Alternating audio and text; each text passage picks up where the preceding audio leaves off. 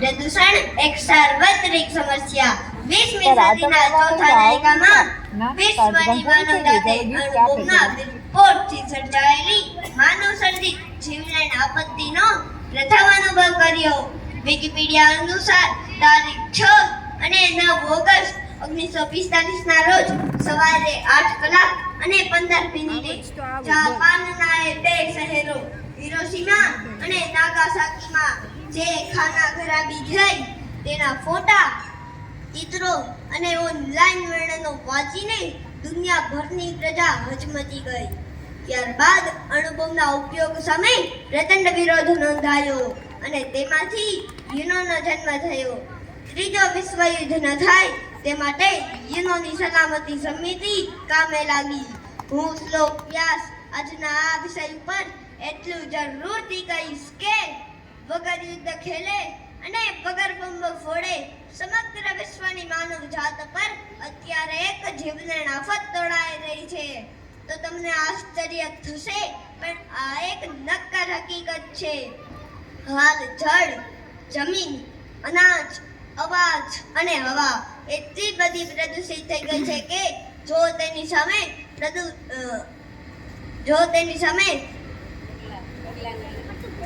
પગલાં ન લેવામાં આવે તો તે પ્રદૂષણનું ઝેર માનવીને રીબાવીને મોતે મારશે.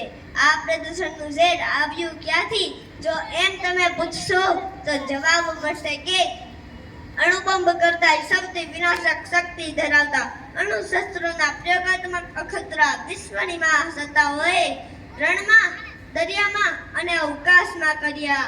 તેને લીધે જ કિરણોત્સર્ગી રજકણો ઉડ્યા અને તેણે જ પ્રદૂષણની માં થઈને પ્રદૂષણને જન્મ આપ્યો. માણસે વિજ્ઞાનનો સહારો લઈને અને સંશોધનની પાંખે ઉડીને છેલ્લા 4-5 દાયકામાં અભૂતપૂર્વ સિદ્ધિઓ હાંસલ કરી છે. એની આપણે કેમ ના કહીએ છીએ, પરંતુ એકથી ચડિયાતા વિનાશક શસ્ત્રો બનાવવાની આંધળી લૂંટમાંથી જેમ આર્થિક કટોકટી, અનાજની તંગી, મોંઘવારી, ભ્રષ્ટાચાર, ભેળસેળ વગેરેની આડપેદાશ પ્રાપ્ત થઈ, તેમજ પ્રદૂષણની પણ એક ભયંકર વિષવેલ પ્રાપ્ત થઈ. આજે તો લેટ પણ ચોખ્ખું મળતું નથી, સાથે સાથે હવા, પાણી અને ખોરાક પણ ચોખ્ખા મળતા નથી.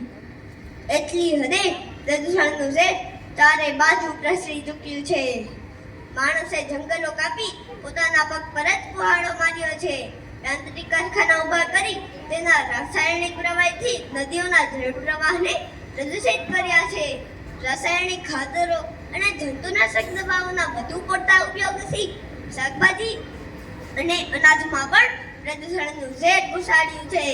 વિશ્વ સંસ્થા યુનોના આદેશથી વિશ્વભરમાં 5મી જૂનનો દિવસ વિશ્વ પર્યાવરણ દિન તરીકે ઉજવાય છે અને બીજી બાજુ દર વર્ષે વૃક્ષારોપણ દિન પણ ઉજવવામાં આવે છે.